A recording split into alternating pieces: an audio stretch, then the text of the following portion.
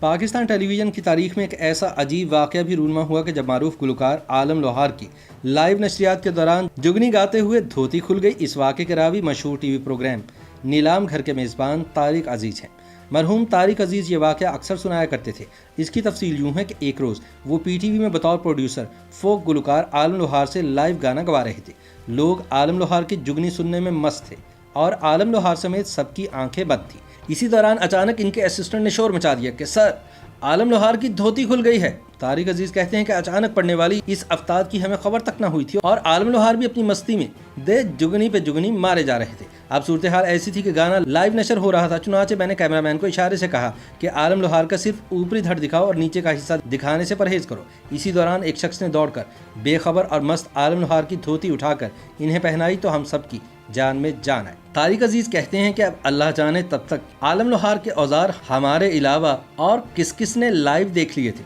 خیر، یہ تو نادانستگی میں ہوا تھا، مگر کیا سیاسی ٹاک شوز میں ہونے والی بےہودگیاں نادانستگی میں ہوئی؟ عمران خان کے بااعتماد ساتھی نعیم الحق کا اس طرح کے واقعات میں ریکارڈ کبھی اچھا نہ رہا تھا۔ موصوف نے ایک شو کے دوران ساتھی مہمان کو بھڑوا ہونے کا غلیظ ترین طعنہ دیا تو خاصی گرما گرمی ہوئی، جس کے بعد نعیم الحق نے اس پر پانی بھرا گلاس پھینک دیا۔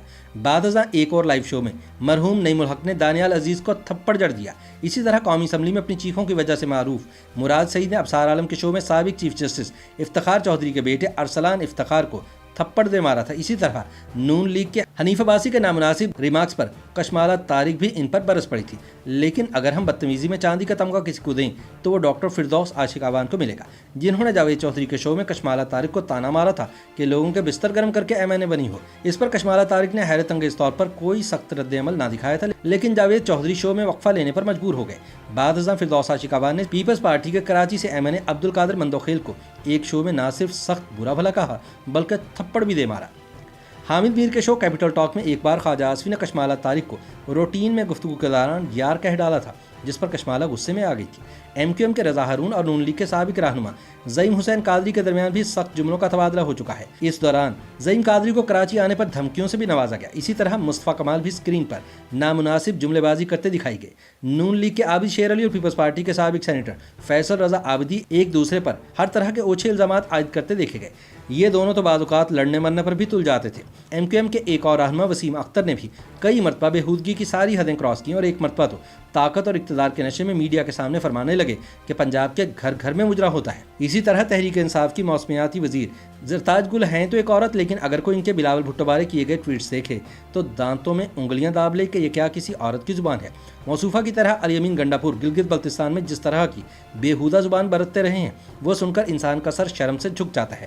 مگر یہاں المیہ یہ ہے کہ خود وزیر اعظم عمران خان نون لیگ کے رہنما طلال چودھری کی تنظیم سازی کے حوالے سے سر عام طنزیہ گفتگو کر کے چسکے لیتے نظر آتے ہیں اور کبھی مریم نواز کو نانی کہہ کر دلی قدورت کا اظہار کرتے ہوئے ملتے ہیں۔ ان کی طرح طلال چودھری کی زبان بھی کنٹرول سے باہر ہی رہتی ہے۔ خواجہ آصف بھی اسمبلی کے فلور پر شیریں مزاری کو ٹریکٹر ٹرالی کہہ کر اپنے جذبات کی تسلیم کر چکے ہیں۔ سابق سینیٹر حمداللہ کا تعلق جمعیت علماء اسلام فضل الرحمان گروپ سے ہے، لیکن انہوں نے ایک شو میں ماروی سرمد کو شلوار اتارنے کی بےہودہ ترین دھمکی دے دی تھی۔ ایسی ہی وجوہات کی بنا پر حسن نثار نے شیخ رشید کو گند زبان قرار دے دیا تھا۔